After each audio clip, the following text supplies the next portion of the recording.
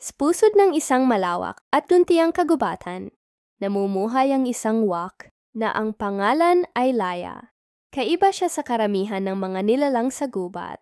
Itim ang kanyang balahibo, magaspang ang boses, at hindi siya pinagpapala ng marikit na anyo. Sa bawat paglipad niya, naririnig niya ang bulong ng mga ibon. Tingnan mo siya! Napakapangit naman! Sino kaya ang magkakagusto sa kanya gayong ganyan ang itsura niya? Isang araw, sa paghahanap ng pagkain, napadpad si Laya sa tabing ilog.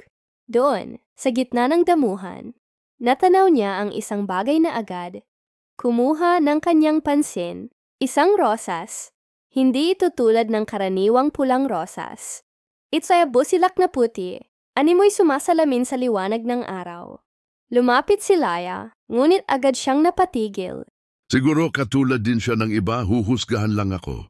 Bulong niya sa sarili. Ngunit laking gulat niya nang marinig ang bulaklak na nagsalita. Halika, kaibigan. Sa mundong puno ng paghatol, dito ka makakatagpo ng pagtanggap. Nag-aatubili man, nilapitan ni Laya ang rosas. Hindi siya tinanong kung bakit siya maitim. Hindi siya tinawanan sa kanyang paos na boses. Sa halip, nagbigay ang rosas ng isang ngiti. Isang ngiting puno ng kabaitan at pangunawa. Mula noon, araw-araw, binabalikan ni Laya ang rosas. Hindi alintana ang ulan, init o lakas ng hangin. Kinakantahan niya ito ng awitin, bagamat paos ang tinig. Kinkwentuhan niya ito ng kanyang mga pangarap. Pangarap kong lumipad sa taas kung saan walang makakakita sa akin, hindi para magtago, kundi para maramdaman ang tunay kong kalayaan. Hindi mo kailangang itago ang sarili mo, Laya. Ang kalayaan ay hindi nasusukat sa taas ng paglipad, kundi sa tapang ng iyong puso. Sa bawat araw na lumilipas, lalong tumitibay ang kanilang pagkakaibigan. Ngunit hindi nagtatagal ang lahat ng maganda. Dumating ang tagtuyot. Ang dating malamig na simoy ng hangin ay naging mainit at mabigat. Ang ngisapay na tuyo, ang mga puno ay nalagas ang dahon. Unti-unting nanlupaypay ang rosas. Nawawala ang kinang ng kanyang mga talulot. Ang dating busilak na puti ay nagiging maputla at narurungisan. Labis ang pag-aalala ni Laya. Anong magagawa ko? Paano kita maililigtas? Ngumiti lamang ang rosas.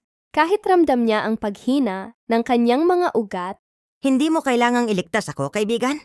Ang bawat bulaklak ay may katapusan.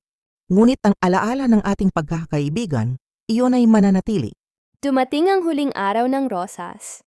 Sa kanyang kahuli-hulihang hininga, bumulong siya kay Laya. Hindi kailanman sa anyo ko hinangaan ang iyong pagkatao. Sa iyong tapat na puso, natagpuan ko ang tunay na kagandahan. Tandaan mo, Laya, ang mga matang marunong magmahal ay nakakakita ng ganda kahit sa pinakaitim na nilalang o madilim na bahagi nito. Napaiyak si Laya. Hindi niya napigilang tumulo ang kanyang mga luha. Tumutulo sa tuyong lupa.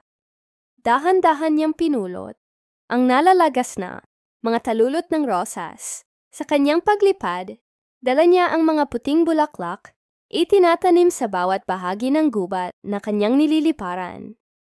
Sa bawat pagtubo ng bagong rosas, binubuhay niya ang alaala ng kanyang tanging kaibigan.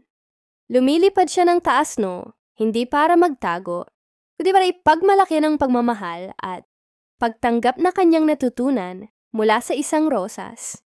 Mula noon, hindi na muling ikinahiya ni Laya ang kanyang sarili. Ang tunay na ganda ay hindi nasusukat sa panlabas na anyo, kundi sa purong kabutihan ng puso. Sana nagustuhan mo ang kwento ni Laya at makahanap ng kaibigang katulad ni Rosas. Don't forget to like, comment, and subscribe to my channel.